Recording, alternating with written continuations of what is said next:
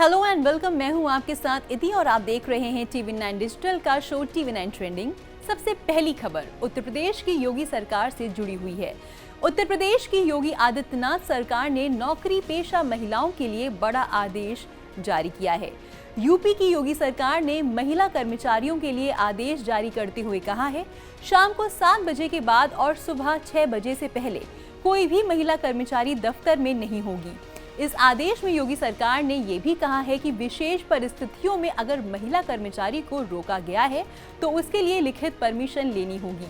इसके अलावा महिलाओं को कंपनी की ओर से निःशुल्क वाहन उपलब्ध करवाना होगा। जिन कंपनियों में महिलाएं काम कर रही हैं, उन कंपनियों को महिलाओं के लिए अतिरिक्त व्यवस्थाएं भी करनी होंगी। योगी सरकार के इस फैसले के बाद अब उत्तर प्रदेश में किसी भी महिला को नाइट शिफ्ट में काम पर नहीं बुलाया जा सकता है और ना ही देर रात तक ड्यूटी करनी पड़ेगी।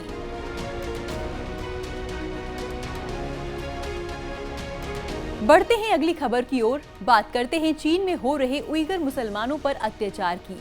चीन के डिटेंशन सेंटर की खौफनाक सच्चाई शिंगजियांग पुलिस फाइल्स के नाम से दुनिया के सामने आई है।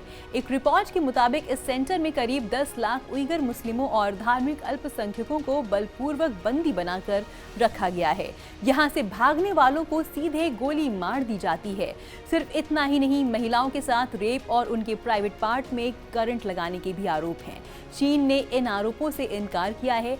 चीन का कहना है कि मीडिया के जरिए चीन विरोधी ताकत झूठ फैला रही है। वहीं इस बीच संयुक्त राष्ट्र की मानवाधिकार प्रमुख मिशेल बाचलेट ने चीन के शिंगजियांग इलाके का दौरा किया है। यहां पर ही सबसे ज्यादा उइगर मुसलमानों को बंदी बनाने का दावा किया जाता है। यूएन की मानवाधिकार प्रमुख ने उइगर मुसलमानों पर हो रहे जुल्म को लेकर चिंता जताई है। बाचलेट ने कहा है कि ये यात्रा किसी जांच के लिए नहीं थी, बल्कि वरिष्ठ चीनी नेताओं के सामने चिंताओं को उठाने का अवसर था। उस दौरान उन्होंने उइगर नीति को लेकर चीन से दोबारा विचार करने को कहा है। वहीं चीन ने संकेत दिया है कि वो अपनी नीतियों में बदलाव नहीं करेगा।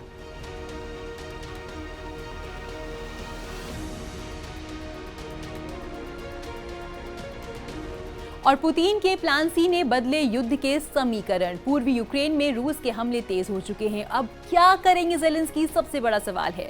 रूस और यूक्रेन का युद्ध 3 महीने पुराना हो चुका है। जिस जंग को राष्ट्रपति व्लादिमीर पुतिन 72 घंटे में खत्म करने के दावे कर रहे थे, वो लड़ाई अब 100 दिन से ज्यादा लंबी खिंच चुकी है। ऐसा इसलिए हो पाया है क्योंकि पुतिन के तमाम शुरुआती आकलन गलत साबित हुए और उनकी सेना को इसका हर्जाना भी भुगतना पड़ा। 72 घंटे वाले दावे के बाद पुतिन कीव पर कब्जा करना चाहते थे, लेकिन वहां यूक्रेनी सैनिकों ने खदेड़ दिया। लेकिन उन झटकों से उबरने के लिए पुतिन के दिमाग में एक प्लान सी भी था। इसी प्लान ने अब जमीन पर इस युद्ध की तस्वीर को फिर बदल कर रख दिया है। एक बार फिर समीकरण बदले हैं। रूस ज्यादा आक्रामक दिखाई पड़ रहा है। उसने पूर्वी और दक्षिण यूक्रेन पर अपने हमले तेज कर दिए हैं। इस समय रूसी सेना की नजर दोनेत्स्क और लुहांस्क शहरों पर टिकी हुई है। ये दोनों ही प्रांत डोनबास क्षेत्र में पड़ते हैं, जहां पर पिछले कई दिनों से रूस का आक्रमण जारी है।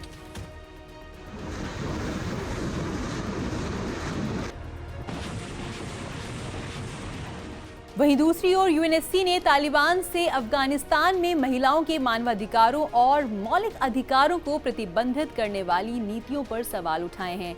अफगान महिलाओं पर तालिबान के कड़े कदम उठाने के लिए यूएनएससी के आह्वान को तालिबान बलों ने खारिज कर दिया है।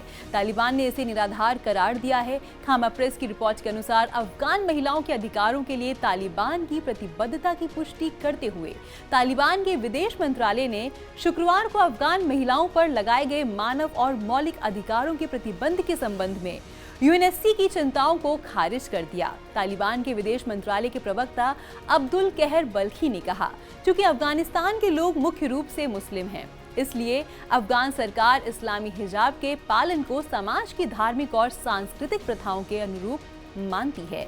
इससे पहले मंगलवार को सुरक्षा परिषद ने तालिबान से अफगानिस्तान में महिलाओं और लड़कियों के मानवाधिकारों और मौलिक अधिकारों को प्रतिबंधित करने वाली नीतियों को तुरंत वापस लेने का आह्वान किया था। खामा प्रेस ने बताया कि यूएनएससी ने एक संयुक्त बयान में शिक्षा, रोजगार, आंदोलन की स्वतंत्रता और सार्वजनिक जीवन में महिलाओं की पूर्व समान और सार्थक भागीदारी पर तालिबान के प्रतिबंधों के बाद अफगान महिलाओं और लड़कियों की स्थिति पर गहरी चिंता व्यक्त की है।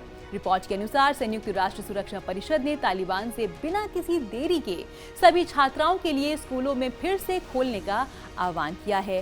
तालिबान का बयान ऐसे समय पर आया है जब अफगानिस्तान पर संयुक्त राष्ट्र के विशेष दूत रिचर्ड बेनेट ने हाल ही में इस मामले में एक बयान दिया था। उन्होंने कहा था कि लड़कियों की माध्यमिक शिक्षा को रोकना, हिजाब के सख्त रूप को लागू करने और राजनीतिक में भाग लेने का कोई अवसर नहीं देने जैसे नियमों का उद्देश्य महिलाओं को समाज में अदृश्य बनाता है।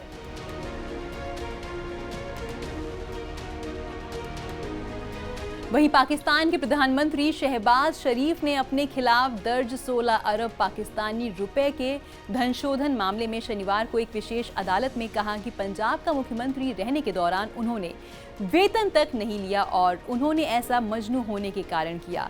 शहबाज और उनके बेटों हमजा और सुलेमान के खिलाफ FIA ने नवंबर 2020 में भ्रष्टाचार निवारण अधिनियम और धनशोधन रोकथाम अधिनियम की विभिन्न धाराओं के तहत मामला दर्ज किया था। हमजा फिलहाल पंजाब प्रांत के मुख्यमंत्री हैं, जबकि सुलेमान फरार हैं और ब्रिटेन में रह रहे हैं। FIA ने अपनी जांच में शहबाज परिवार के कथित 28 बेनामी खातों का पता लगाया है, जिनके जरिए 2008 से 2018 तक 14 अरब रुपए का धनशोधन किया गया है। शहबाज ने सुनवाई के दौरान कहा, मैंने 12 साल में सरकार से कुछ नहीं लिया और इस मामले में मुझ पर 25 लाख रुपए के धनशोधन का आरोप है। नागबार ने उनके हवाले से कहा, अल्लाह ने मुझे इस देश का प्रधानमंत्री बनाया है। मैं एक मजनू हूं और मैंने अपना कानूनी अधिकार, अपना वेतन तथा लाभ नहीं लिया था। शहबाज पहली बार 1997 में पंजाब के मुख्यमंत्री बने थे। उस वक्त उनके भाई नवाज शरीफ देश के प्रधानमंत्री थे। साल 1999 में जनरल परवेज मुशर्रफ द्वारा नवाज शरीफ सरकार को पद से हटाने के बाद शहबाज ने परिवार के साथ 2007 में पाकिस्तान लौटने से पहले सऊदी अरब में 8 साल निर्वासन में बिताए थे। वे 2008 में दूसरी बार पंजाब के मुख्यमंत्री बने और 2013 में तीसरी बार सत्ता में आए।